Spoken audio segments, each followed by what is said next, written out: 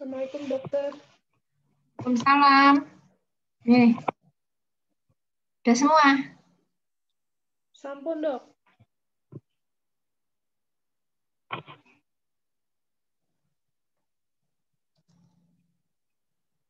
Siapa yang mau maju? Saya sama-sama dokter. Langsung dimulai saja. Rafida? Iya, sama-sama dok. Sama Salwa? Sama Salwa dokter. Oh iya. Langsung aja sama. Izin share screen ya Kurang dok? satu ya?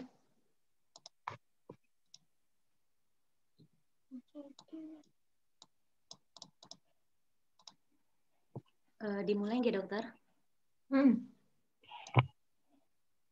Bismillahirrahmanirrahim. Assalamualaikum warahmatullahi wabarakatuh. Sebelumnya terima kasih kepada Dr. Yuni yang telah menyempatkan waktunya sehingga pada malam hari ini kita dapat sama-sama diskusi mengenai presentasi kasus paru. Sebelumnya perkenalkan, nama saya Salwa Nabila Kolfa, NIPP 2020-40-172. Pada malam hari ini saya akan mempresentasikan mengenai efusi pleura. Nah, untuk identitas pasiennya, jadi namanya inisial Bapak T, jenis kelamin laki-laki, usianya 73 tahun, beralamat di Imogiri, Bantul, pekerjaannya sehari-hari sebagai buruh, tanggal masuknya tanggal 20 Desember 2020. Untuk keluhan utamanya datang dengan keluhan sesak. Nah, untuk riwayat penyakit sekarang, pasien itu datang ke IGD RSUD Panembahan Senopati Bantul dengan keluhan sesak sejak 7 hari sebelum masuk rumah sakit. Sesaknya lebih sering dirasakan pada malam hari saat mau tidur dan dirasakan memberat saat berbaring. Sejak tadi pagi, sesak dirasakan semakin memberat, ngos-ngosan, batuk, namun dahak tidak ada, demam maupun pilek tidak ada, nyeri telan tidak ada, mual muntah tidak ada berkeringat di malam hari, sering buang air kecil di malam hari. Terdapat penurunan berat badan dari 52 kg menjadi 45 kg atau sebanyak 7 kg dalam 2 bulan terakhir. Nafsu makannya menurun. Riwayat kontak dengan pasien COVID-19 disangkal. Untuk riwayat merokok, pasien dulunya adalah seorang perokok dan mengaku sudah berhenti merokok kurang lebih dalam 2 tahun terakhir.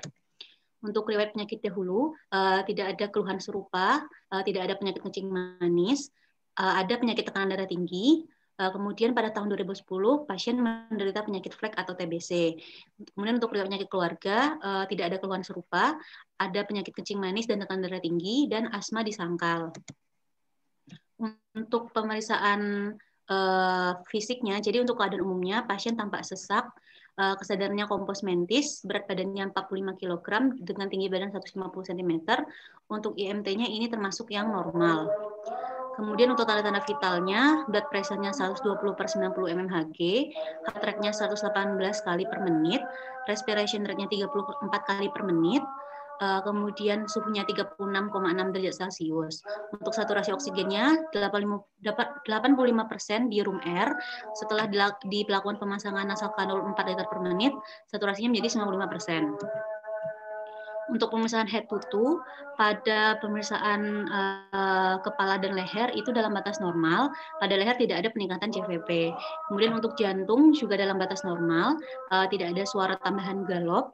Kemudian pada paru-paru, pada inspeksinya terdapat retraksi. Pada palpasi terdapat vokal fremitus yang melemah pada basal hemitorak dekstra dan ada ketertinggalan gerak nafas di hemitorak dekstra. Untuk perkusinya peka pada basal hemitorak dekstra. Untuk auskultasinya vesikuler pada paru kanan itu menurun dan ada rongki basal di kedua lapang paru.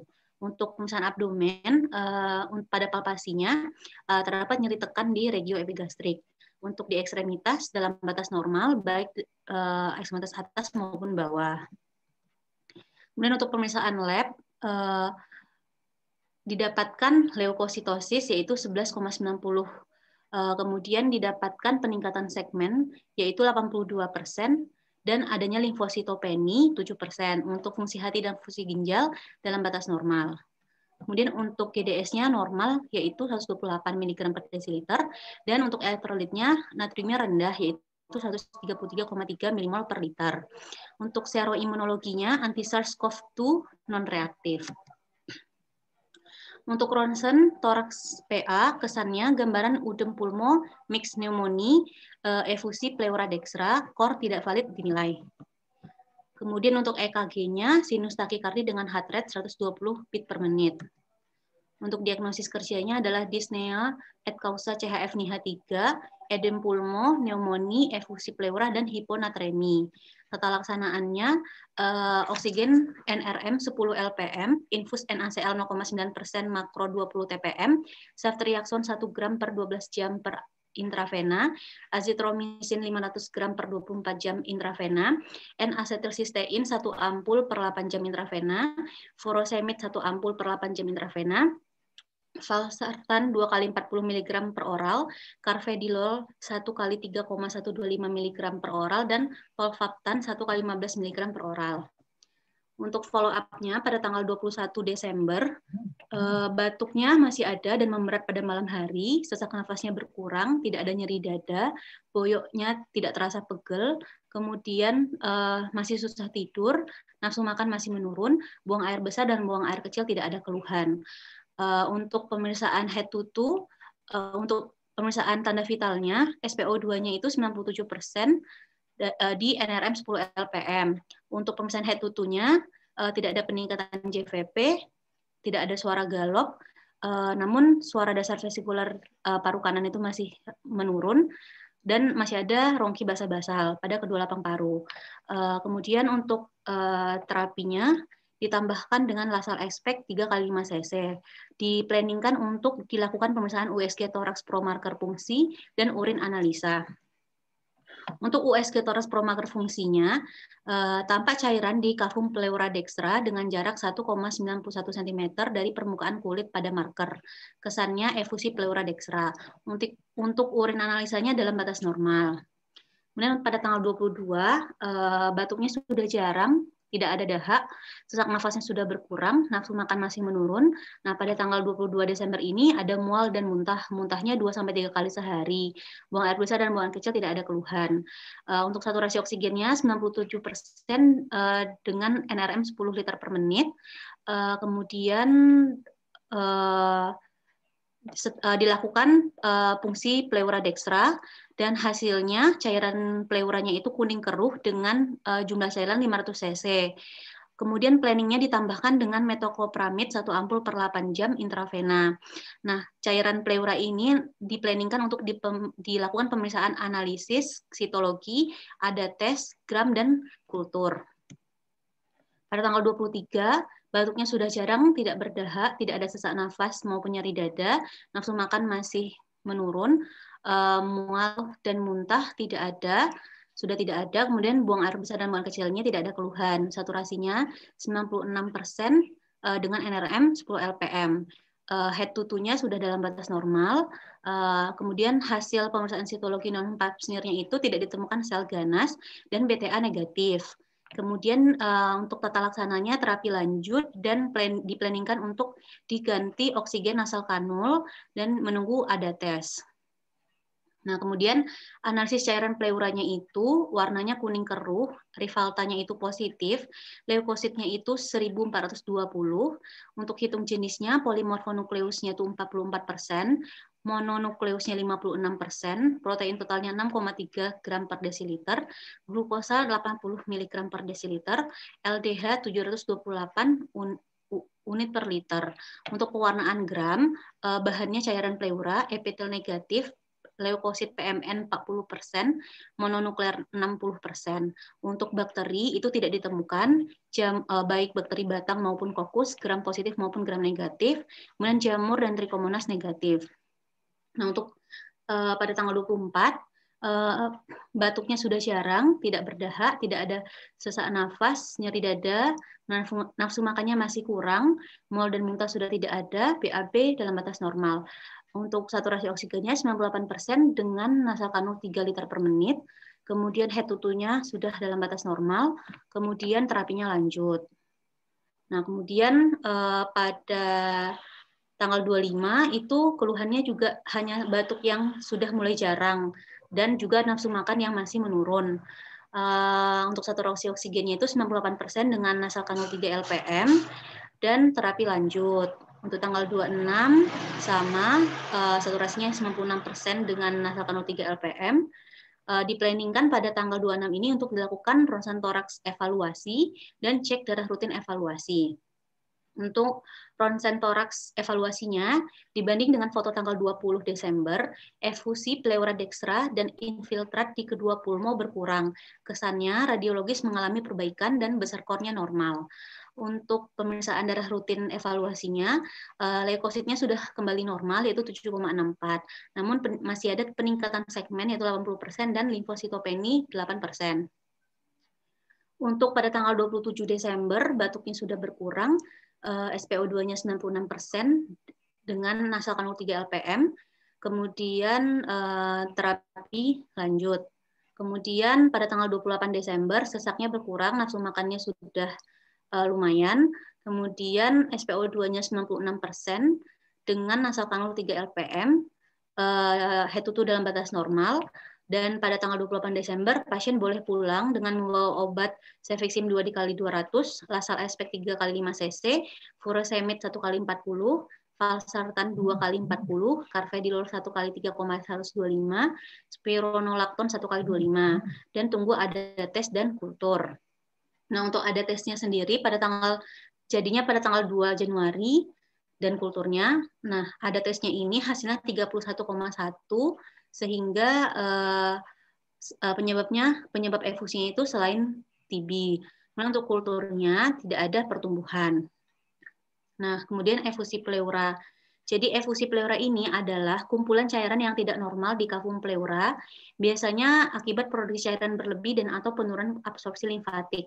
Efusi pleura ini merupakan manifestasi penyakit pleura yang paling umum terjadi dan etiologinya beragam, mulai dari gangguan kardiopulmonal dan atau kondisi inflamasi sistemik hingga keganasan. Nah, untuk patofisiologinya, jadi efusi pleura ini dibagi menjadi transudat, eksudat, dan juga limfatik. Adapun yang transudat ini, jadi ada yang namanya pleura parietal dan pleura visceral, di mana kalau pleura parietal itu adalah yang menempel pada otot dada atau dinding dada, kemudian kalau yang pleura parietal ini yang menempel di paru. Nah, pleura parietal ini antara pleura parietal dan pleura visceral itu ada yang namanya kavum pleura. Nah, kavum pleura ini berisi cairan. Normalnya itu berisi cairan. Nah, kemudian di sekitarnya itu ada pembuluh-pembuluh kapiler yang berada di tepi kavum pleura. Nah,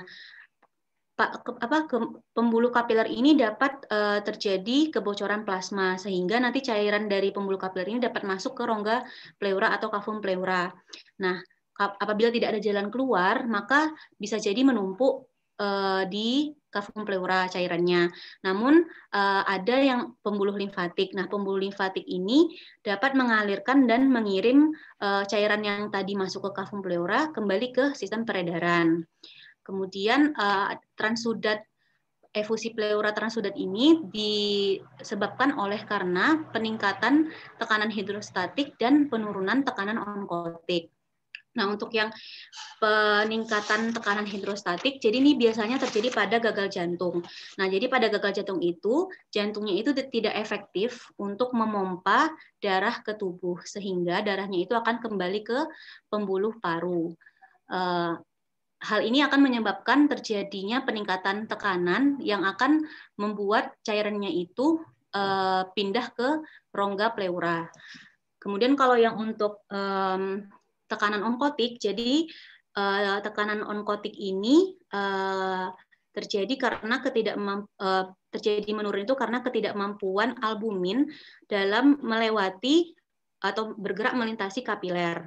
Nah, jadinya kalau secara peristiwa osmosis sendiri kan itu cairan itu berpindah dari konsentrasi rendah ke tinggi sehingga nanti cairannya itu dapat ketika tekanan onkotiknya itu rendah, cairannya itu akan bocor masuk ke kavum pleura. Kemudian untuk yang eksudat, jadi kalau yang untuk eksudat ini terjadi karena peradangan kapiler paru yang menyebabkan kebocoran. Nah, penyebabnya itu bisa karena trauma, kemudian karena keganasan, kemudian karena kondisi imun seperti SLE atau lupus, kemudian bisa terjadi juga karena infeksi seperti pneumonia ataupun TBC. Kemudian pada inflamasi ini akan membuat sel-sel endotel itu tuh memiliki space yang besar sehingga menyebabkan cairan, kemudian sel imun dan protein seperti laktat dehidrogenase itu bisa bocor keluar dari kapiler. Kemudian kalau yang efusi pleura limfatik biasanya disebut dengan chylothorax. Nah, untuk ini terjadi karena adanya gangguan pada ductus thoracic yang disebabkan bisa karena pada saat dilakukan pembedahan itu terjadi damage atau juga bisa terjadi karena adanya tumor di mediastinum yang dapat menekan ductus thoracic. Nah, nanti cairan limfatik itu akan terakumulasi di cavum pleura. Nah, untuk manifestasi klinisnya, jadi gejalanya itu sesak nafas yang progresif, kemudian ekspansi parunya itu terbatas, kemudian nyeri dada yang sifatnya itu pleuritik, jadi nyerinya tajam dan memburuk saat inspirasi. Kemudian suara nafasnya itu menurun pada auskultasi dan pada perkusi itu peka. Nah, untuk diagnosisnya sendiri terdiri dari penentuan ada tidaknya efusi pleura, penentuan jenis cairan efusi pleura, serta penentuan etiologi penyebab. Dalam melakukan diagnosis, penting digali anamnesis yang terarah setelah dilakukan pemeriksaan fisik dan penunjang yang sesuai guna menemukan etiologi penyakit yang mendasarinya. Nah, untuk diagnosis alurnya itu, jadi apabila kita curiga dari anamnesis dan pemeriksaan fisik, maka kita akan melakukan foto ronsen dan toraks, kemudian pada bacaannya ada efusi pleura. Nah, pada itu nanti kita lihat apakah ada CHF. Kalau ada CHF, maka dilakukan treatmentnya itu sesuai dengan guideline CHF. Kalau tidak ada, kita bisa melakukan ultrasound untuk fungsi pleura dan juga melakukan tes rutin LDH, protein, pewarnaan gram, sitologi, dan hitung sel darah. Kemudian apabila diagnosisnya itu tegak dari inspeksi atau pus, apabila iya maka dilakukan treatmentnya itu sesuai underlying disease-nya. Kalau tidak, maka kita lihat dulu apakah dia itu eksudat atau transudat dengan kriteria like yang nantinya akan saya sebutkan. Apabila satu dari kriteria like ini tuh ada, maka dia itu adalah eksudat. Kalau dia eksudat, maka kita selanjutnya akan melakukan CT scan dengan kontras, kemudian tes lab selanjutan, tes tuberkulosis. Apabila diagnosisnya tegak, maka ditreatment sesuai dengan underlying disease-nya. Apabila tidak tegak, maka nanti dilakukan tes yang invasif, tes diagnosis yang invasif seperti biopsi pleura, torakoskopi, dan bronkoskopi. Nah, kemudian kalau dari kriteria like yang ada 3 itu dia tidak memenuhi, maka dia termasuk transudat dan memerlukan tes lanjutan. Apabila CHF itu dilakukan tes NT-proBNP, kalau dia sirosis dilakukan SGOT-SGPT, dan kalau renal failure dilakukan protein urin, tes protein urin. Nah, untuk anamnesis sendiri, jadi yang perlu digali itu adalah yang perlu ditanyakan itu seperti gejala sistem pernafasan berupa sesak, nyeri dada, dan batuk. Kemudian untuk pemeriksaan fisik, ada inspeksi, adanya tanda-tanda hipervolemia, trakea terdorong, palpasi penurunan vokal fremitus, trakea terdorong ke sisi kontralateral hemitoraks yang terdapat efusi, perkusi peka pada hemitoraks yang terdapat efusi, shifting dullness bila terdapat ascites, kemudian auskultasinya penurunan atau hilangnya suara nafas di area hemitoraks yang terdapat efusi. Kemudian untuk pemeriksaan penunjang dapat dilakukan ronsen toraks. Jadi apabila volumenya itu lebih dari 200 ml baru terlihat di ronsen postero anterior. Kemudian yang kedua bisa dengan USG apabila cairannya itu volumenya itu kecil. keunggulan USG toraks ini dapat membedakan cairan efusi dan massa padat, kemudian dapat membedakan transudat dan eksudat, dan dapat menetapkan lokasi fungsi pleura atau torakosentesis. Kemudian untuk CT scan toraks itu efusi pleura akan menunjukkan gambaran enhancement dari penebalan pleura visceral dan parietal yang saling terpisahkan oleh cairan efusi. Nah, CT scan toraks ini juga bermanfaat untuk menentukan lokasi drainase dan lokasi chest tube bila terjadi kegagalan drainase. Kemudian membedakan dari abses paru, menilai ukuran dan jenis massa, menentukan etiologi efusi pleura, kanker paru, pleuritis, tuberkulosis, dan emboli paru.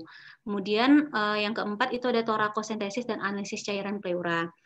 Nah, torakosentesis ini harus dilakukan pada pasien dengan efusi pleura yang lebih dari 1 cm pada ronsen lateral decubitus USG atau CT scan. Nah, aspirasi itu tidak dianjurkan untuk efusi pleura bilateral dengan kecurigaan cairan transudat kecuali bila ada ciri atipikal atau tidak respon terapi. Nah, untuk kriteria like itu sendiri yang tadi saya sebutkan itu ada 3, yaitu apabila rasio protein cairan pleura banding serum itu lebih dari 0,5, kemudian rasio LDH cairan pleura dibanding serum itu lebih dari 0,6, dan LDH cairan pleura lebih dari 2/3 batas atas nilai LDH serum. Nah, cairan pleura dianggap eksudat bila salah satu kriteria di atas terpenuhi. Kemudian pemeriksaan penunjang lain yang dapat dilakukan itu ada percutaneous pleural biopsi. Nah, ini adalah yang paling bermakna dalam mendiagnosis adanya keganasan pada pleura. Kemudian untuk tata laksananya,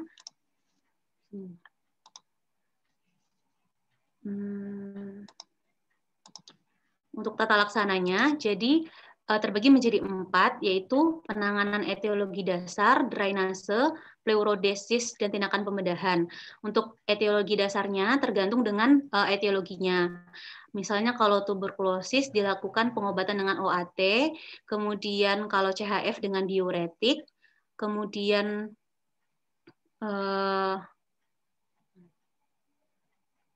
dan lain sebagainya. Kalau yang drainase itu dilakukan drainase ini dilakukan torakosentesis, maksimalnya 1,5 liter setiap kali drainase.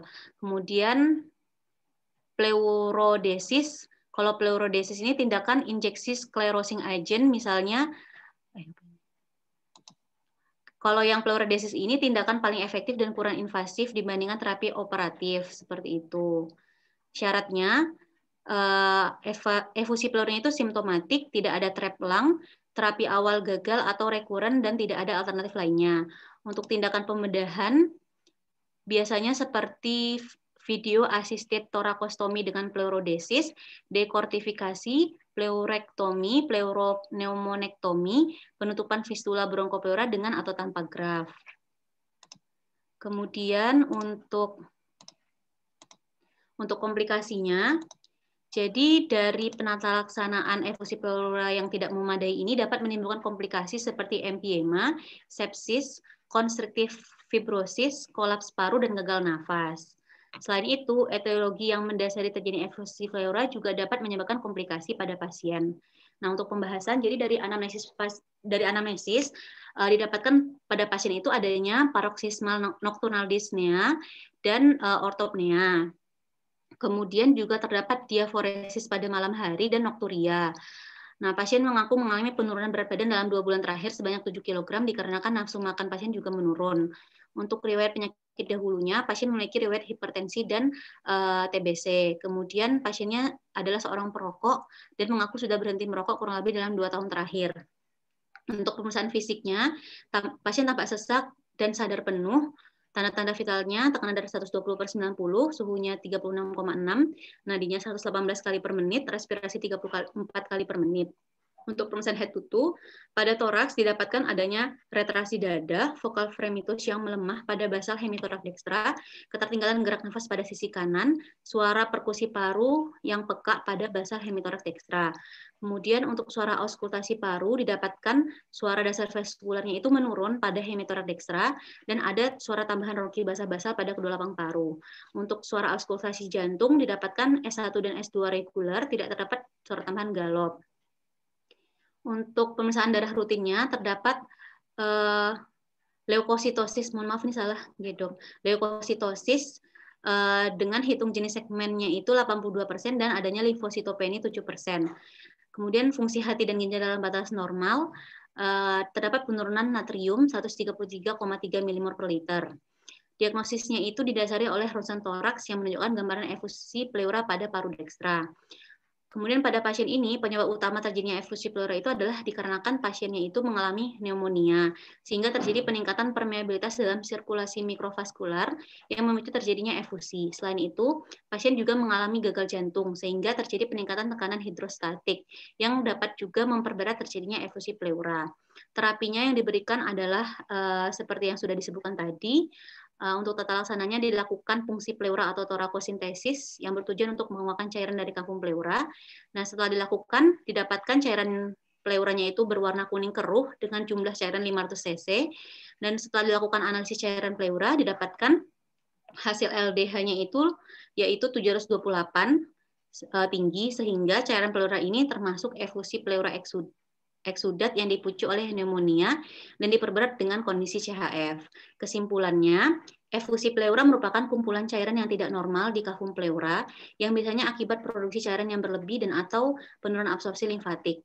Efusi pleura merupakan manifestasi penyakit pleura yang paling umum terjadi dan etiologinya beragam, mulai dari gangguan kardiopulmonal dan atau kondisi inflamasi sistemik hingga keganasan.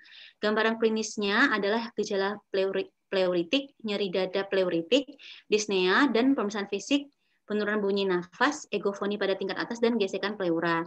Penata laksanaannya tergantung pada sifat proses yang mendasarinya dan biasanya diarahkan pada proses terjadinya efusi itu sendiri atau underlying disease-nya. Yang dalam kasus ini adalah pneumonia, sehingga selain itu dilakukan fungsi pleura atau torakosintesis yang bertujuan untuk mengeluarkan cairan dari kafum pleura. Sekian presentasi dari saya. Mohon maaf apabila terdapat kesalahan. Apakah dari teman-teman ada yang ingin ditanyakan?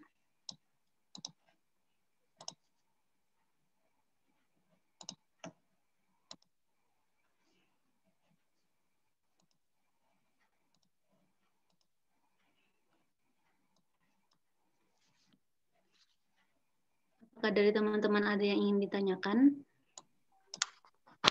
Halo, Assalamualaikum. Waalaikumsalam.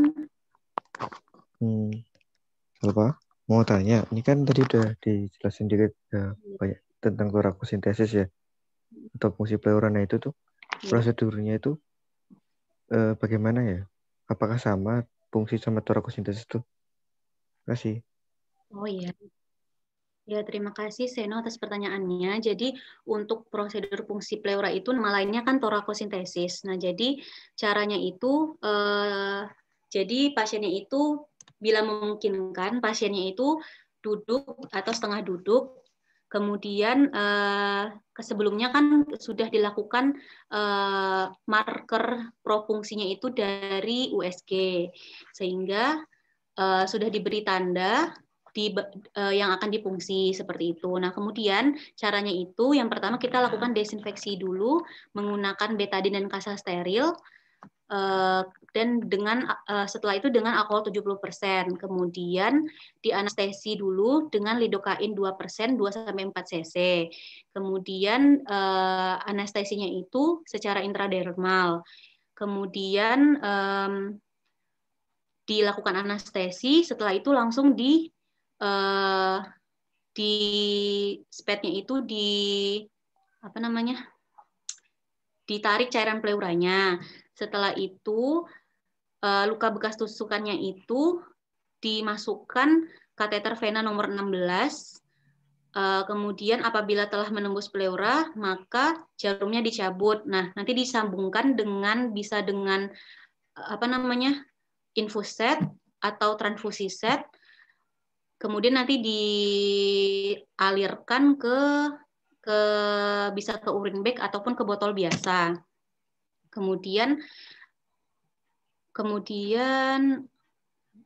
yang boleh diambil itu per kali fungsi itu cairannya itu maksimal 1.500 cc.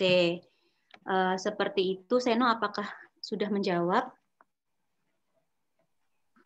Iya, terima kasih Salwa. Jadi yang boleh diambil itu 1.500 ya, Salwa? Ya, yang boleh diambilnya 1.500 cc atau 1,5 maksimal ya. liter. Terima kasih, Sal. Sama-sama, Sandra. Terima kasih atas pertanyaannya. Mungkin teman-teman yang lain ada yang ingin bertanya lagi?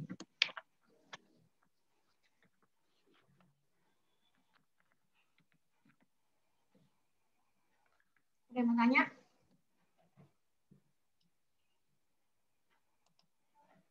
Nggak ada. Kita yang perlu kita pikirkan adalah pola pikir kita ketika mendapatkan kasus curiga efusi pleura. Jadi ketika pasien datang dengan keluhan sesak nafas, kemudian kita lakukan pemeriksaan fisik. Apa ciri khas dari pemeriksaan fisik efusi pleura? Untuk apa? Perkusinya itu peka, dokter. Kemudian untuk Inspeksi auskultasinya, inspeksi inspeksi mungkin karena sesak ada retraksi. Kemudian untuk palpasinya tidak ada, dokter. Untuk perkusinya peka. Kemudian untuk auskultasinya suara dasar vesikularnya itu menurun. Seperti itu, dokter. Inspeksi tertinggal nggak yang? Oh iya, ada ketertinggalan gerak nafas, dokter. Sama kalau sesak ada retraksi. Jadi retraksi belum tentu ada karena biasanya sesaknya itu kan karena ada dorongan cairan dari dalam. Gimana mau retraksi? Kalau dari dalam aja didorong sama cairan, ya. Yang bisa kita lihat adalah ketika kita inspeksi itu ada ketertinggalan gerak biasanya. Jadi tidak simetris antara kanan dan kiri, baik saat statis maupun saat dinamis. Saat statis cenderung lebih apa? Cenderung lebih? Saat statis. Yang lesinya cenderung lebih? Ayo, cenderung lebih apa? Ada yang tahu nggak?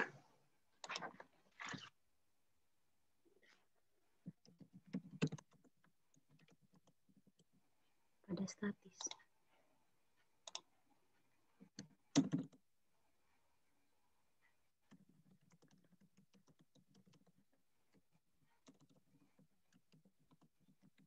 Cenderung lebih cembung,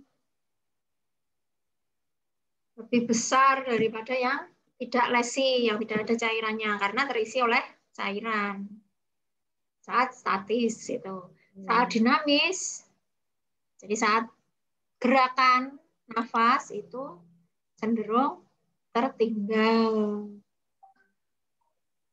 Itu pada kasus kalau memang ada cairan. Kemudian inspeksi palpasi, saat palpasi apa?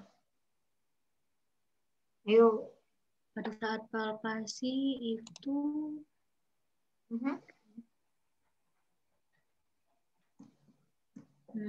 sebentar, dokter. Oh iya, ini dokter vokal fremitusnya menurun. Stem fremitusnya, dokter. Vokal fremitus cenderung lebih rendah. Palpasi. Kemudian kalau perkusi? Getarannya. Untuk perkusi itu terdapat peka, dokter. Redup sampai dengan peka. Redup sampai dengan peka. Kalau itu palpasi, perkusi, auskultasi. Untuk auskultasi, suara vesikularnya menurun, dokter. Vesikularnya menurun sampai dengan hilang. Nah, ketika kita curiga itu efusi pleura, maka apa yang kita pikirkan?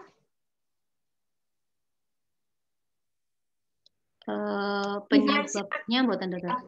Diferensial diagnosis dari efusi pleura. Kalau yang eksudat itu bisa pneumonia, TB, Belum tegak ARDS. efusinya. Oh, Itu. Efusi pleura bisa. Yang mirip-mirip efusi pleura apa? Pneumotoraks, dokter. Pneumotoraks. Terus ada lagi apa? Hematotoraks. hematotoraks sih. Enggak. Cairan. Hematotoraks. Terus apa lagi?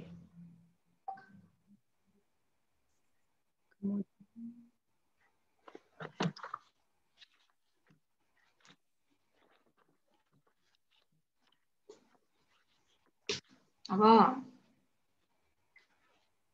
CHF, dokter. Masa paru. Ada masa paru, kemudian Masa paru. pneumonia yang memang sudah mengenai semua, jadi memang terkumpul di satu sisi, gitu. Jadi kesannya seperti efusi. Nah, untuk menegakkan diagnosis itu tentu kita harus butuh pemeriksaan penunjang untuk membedakan ini benar efusi atau hematorak atau hidropneumotorak atau massa atau pneumonia, seperti itu memang butuh pemeriksaan penunjang. Pemeriksaan penunjangnya apa? Yang paling utama? Ronsen, untuk persamaan yang pertama ronsen bukan benar. Torak. Ronsen Yang torak. harus kita lakukan. Terus kita lakukan yang pertama kali pemeriksaan fototorak. Nanti dari situ bisa kita lihat bedanya antara massa, efusi, sama pneumotorak. Selain itu, selain fototorak apa? Untuk tes laboratoriumnya seperti, tapi itu apabila cairannya sudah dikeluarkan ya dokter? Kan kita nggak tahu itu cairan apa bukan. Yeah. Selain itu,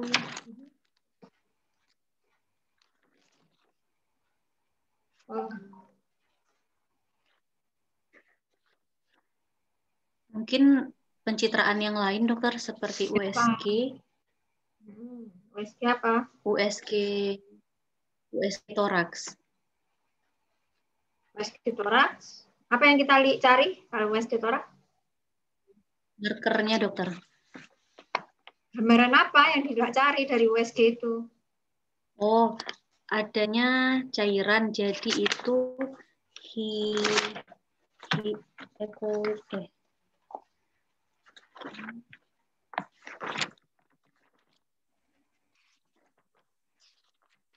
untuk USG-nya itu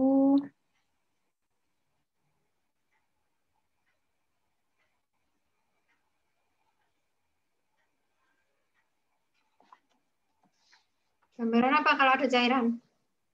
hitam dokter. Hipoekoik gimana? Gambarannya.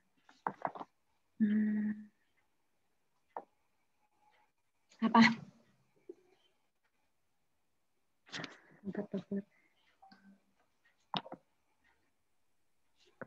Anekoik, dokter.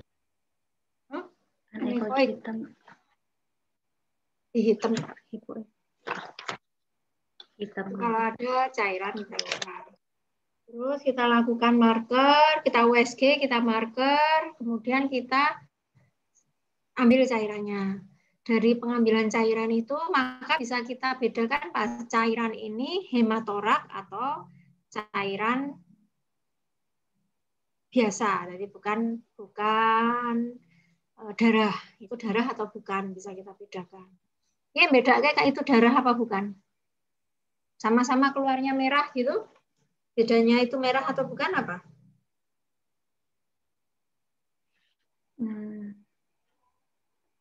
Dari pemeriksaan analisisnya buatan dokter? Oh, dari situ dari ketika kita ambil.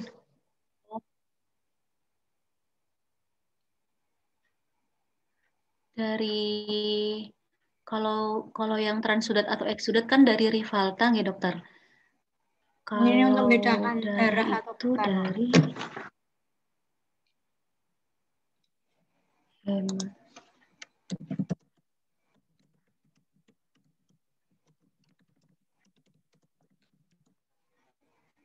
warna.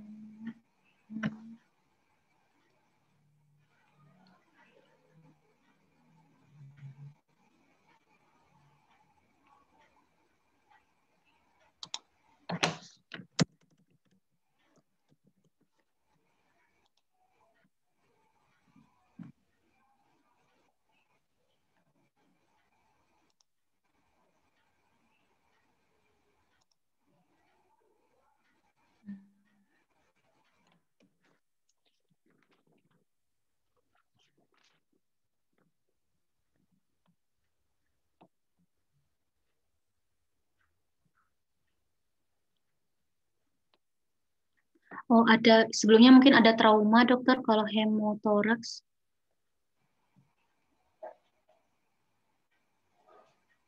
Kalau hematoraks itu biasanya kan cairannya lebih kental. Biasanya kita semprotkan ke kasa.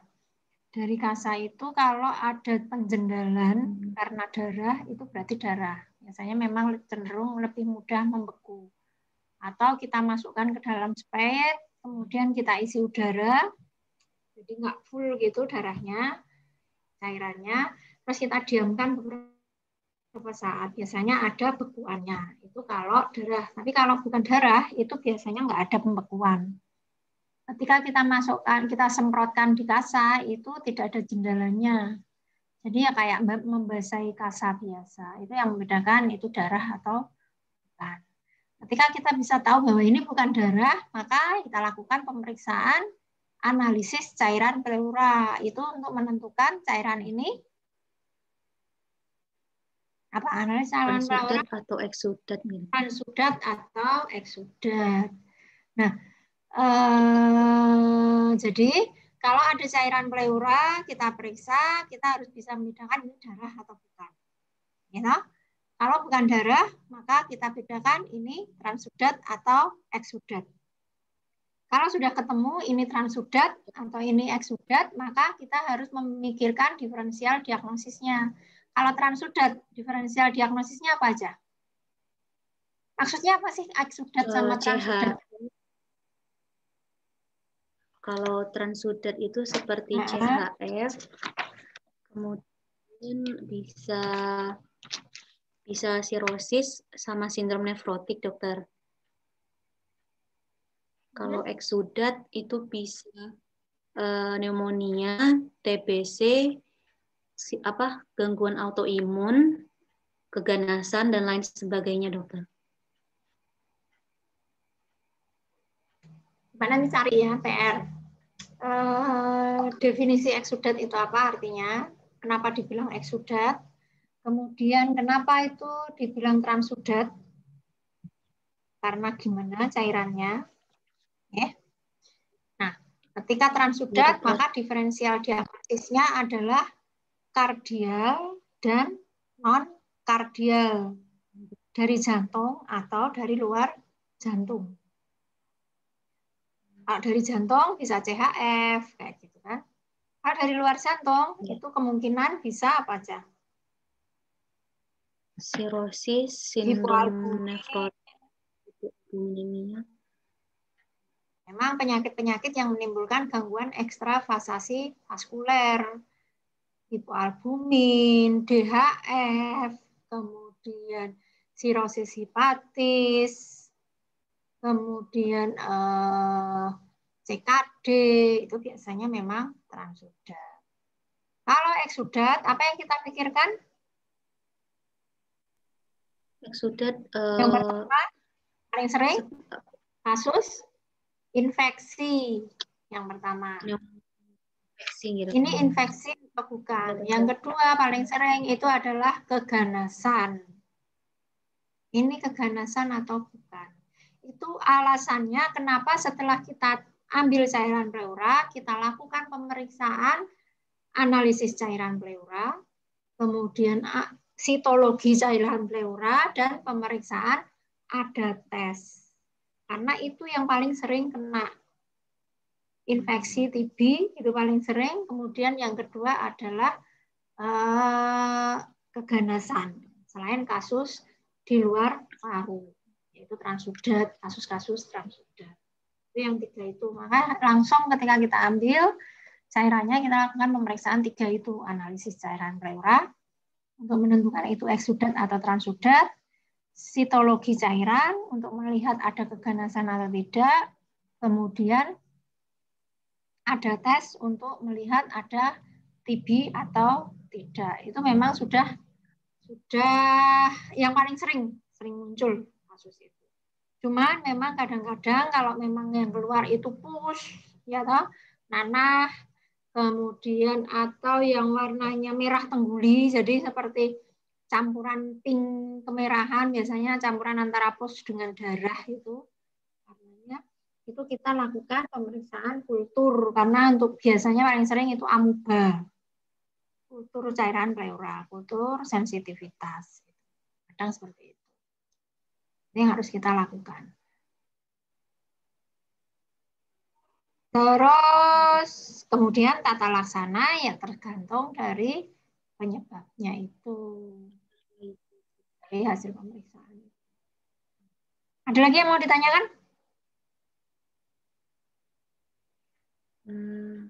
Saya boleh bertanya buatan dokter? Kalau pada pasien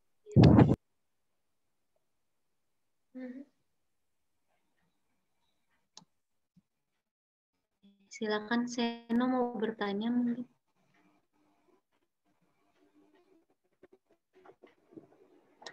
Siapa yang mau tanya? Tadi Seno jadi bertanya buatan nggih. Gitu, dokter. Mau bertanya dokter, untuk biasanya kan untuk pasien efusi pleura itu diambil maksimal 1.500 ya dokter. Nah itu kadang belum sampai 1.500 sudah di stop, itu kira-kira kalau boleh tahu kenapa ya dokter? Kamu udah pernah lihat? Belum ada 1.500 sudah stop. Biasanya yang batuk-batuk dokter. Nah, ya karena batuk-batuk itu.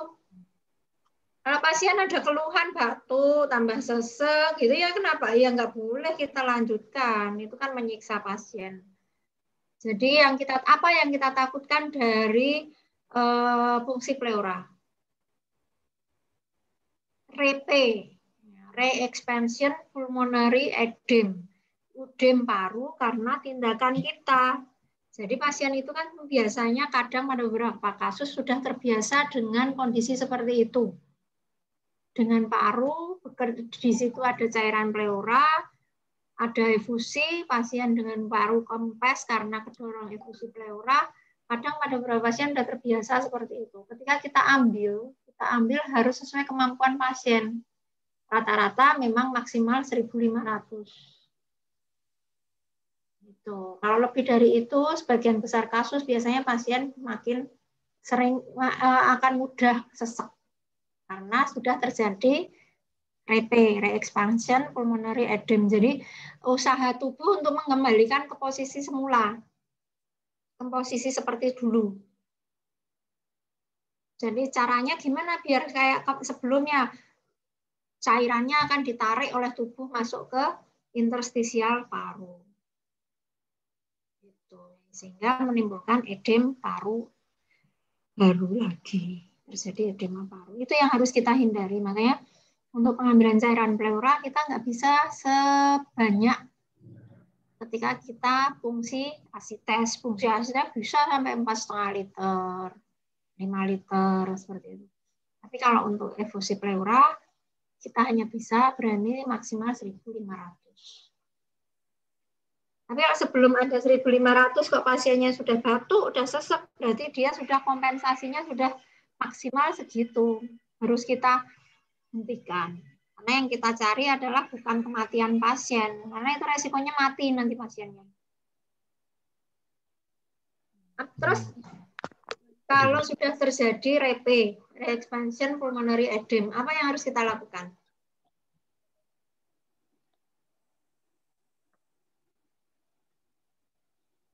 Kita obati odemnya. kita injeksi steroid dan kita berikan furosemid untuk mengurangi cairan itu. Sama oksigenasi.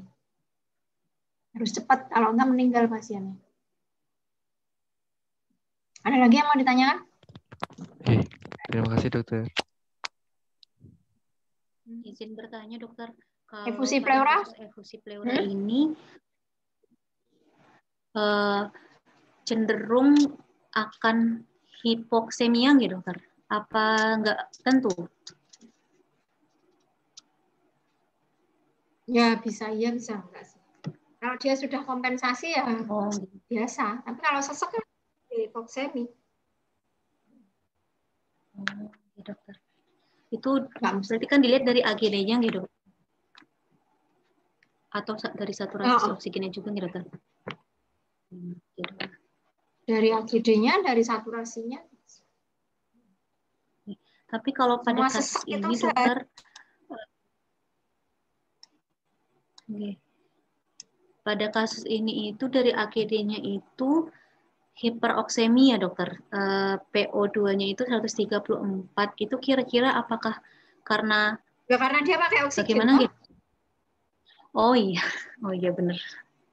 Ya kan pakai oh oksigen, iya dokter. Oh iya nggih dokter. Masalahnya itu bukan di interstisial paru. Itu untuk patokan kita bahwa memang tidak ada masalah di interstisial paru. Dia lebih murni karena lebih banyak karena masalah karena efusinya yang mendorong paru itu. Oh iya dokter. Matur nuwun dokter. Ya. Ada lagi? Udah? Satunya apa? Tuberkulosis dokter. Oke nih. Besok Kamis ya? Jam segini ya? Jam 7 ya? Oke dok. Ya. Banyak itu TB. Lama itu. Baik dok. Dan itu kompetensi dokter umum. Jadi dokter umum harus menguasai TB sepenuhnya. Nanti semua baca Pedoman Kemenkes 2016. Harus bisa. Ya, harus hafal. Ya. Besok Kamis ya? Iya dok. Ya, ya udah. Nuwun dokter. Oke, sama-sama. Assalamualaikum. Waalaikumsalam. Matur nuwun, Dok. Matur nuwun dokter. Salahku stop ya. Oh ya. Fit gantian.